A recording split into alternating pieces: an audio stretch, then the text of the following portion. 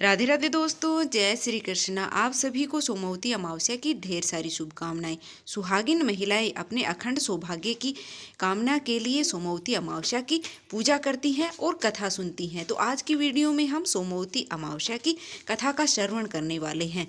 तो चलिए वीडियो की शुरुआत करते हैं और कथा का श्रवण करते हैं। पुरानी कथा के अनुसार एक साहूकार के 7 बेटे और एक बेटी थी। उनके घर में अक्सर एक ब्राह्मण भिक्षा मांगने आया करता था। जब भी साहूकार की बेटी भिक्षा लेकर के आती तो वह ब्राह्मण भिक्षा लेने से मना करता था और कहता था कि तुम्हारे भाग्य में सौभाग्य नहीं, वैद्य लिखा है। यह सुनकर साहूकार की बेटी बहुत दुखी हो जाती। कई बार ऐसा ही होता रहा। तब एक दिन साहूकार की बेटी ने अपनी माँ को सारी बात बता दी कि कैसे एक ब्राह्मण भिक्षा मांगने आता है और उससे भिक्षा लेने से मना कर देता है।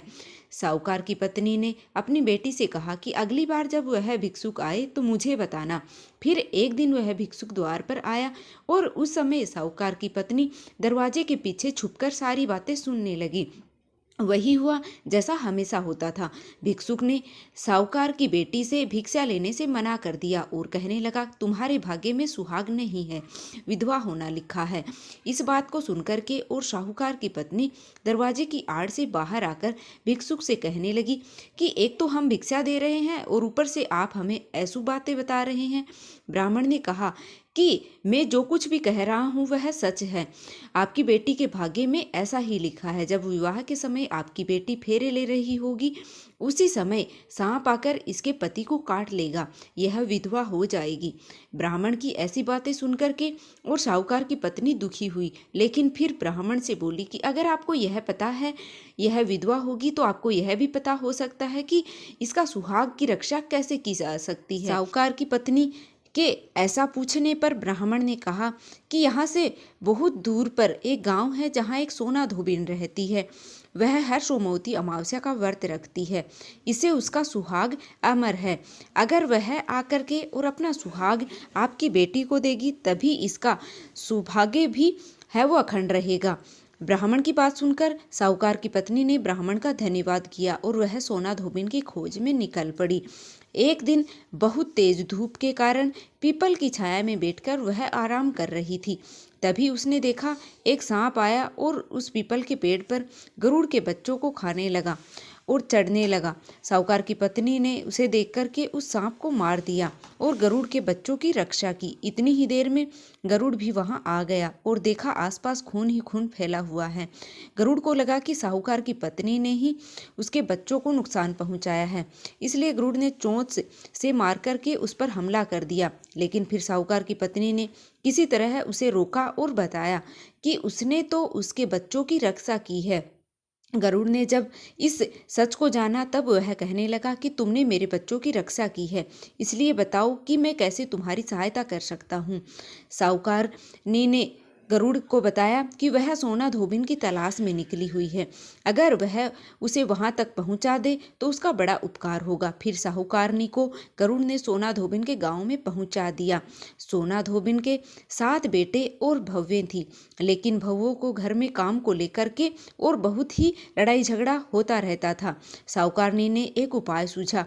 वह हर रात को जब लोग सो जाते थे तो सोना धोबिन के घर में चुपके से चली जाती और घर का सारा काम, गायों को नहलाती और घर की साफ सफाई करती, रसोई का सारा काम संभालती और चौका बर्तन करती, आटा पीसती और कपड़े धोती, पानी भरती और दिन होने से पहले ही चली जाती। भव्य सोचती थी कि यह सारा काम कौन कर रहा है, लेकिन कभी एक दूसरे से पूछती नहीं कि यह सारा काम कौन कर रहा है। एक दिन धोबिन ने कहा कि तुम आजकल लड़ती भी नहीं हो और काम भी ठीक से कर रही हो। तो भव्यों ने कहा कि सासू जी, काम तो हमें ही करना पड़ता है, चाहे हम लड़कर करें और चाहे राजी से करें, इसलिए लड़ाई करने में क्या रखा है।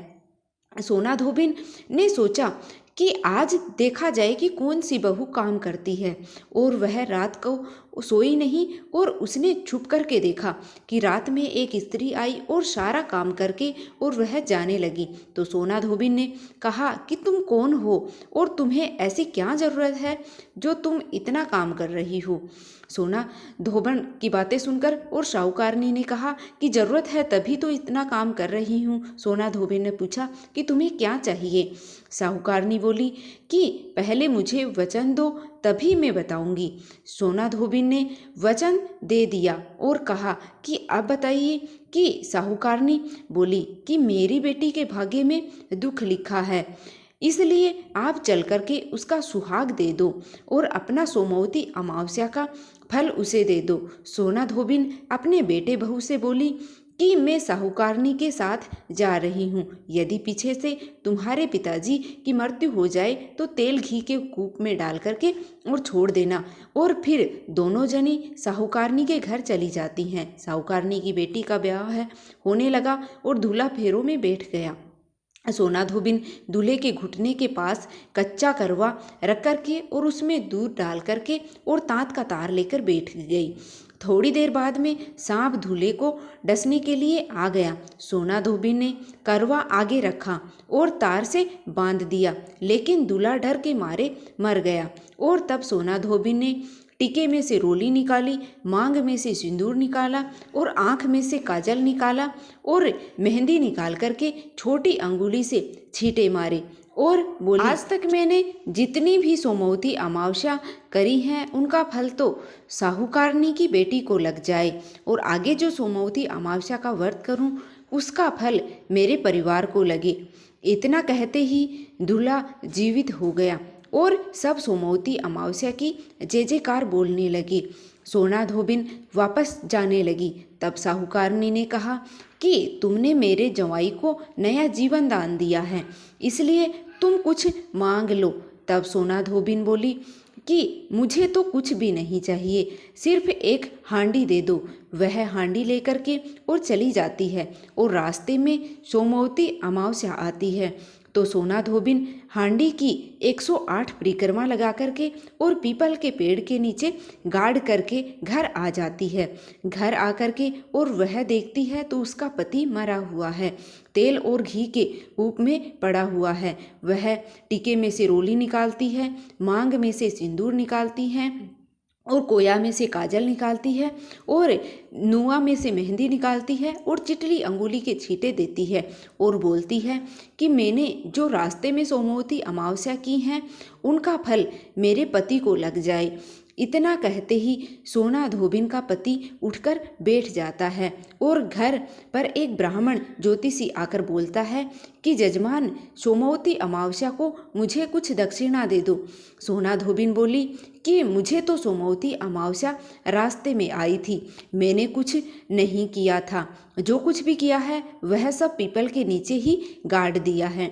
ज्योतिष ब्राह्मण ने वहां जाकर खोद कर देखा तो उसे 108 सोने के सिक्के मिले। ज्योतिष ब्राह्मण सबको घर ले आया और सोना धोबिन को बोला कि इतना कुछ तो किया है और मुझे बोला कि कुछ भी नहीं किया है। तो सोना धोबिन बोली कि यह तो तुम्हारे ही भाग्य से हुआ है, इसलिए इसे तुम ले जाओ।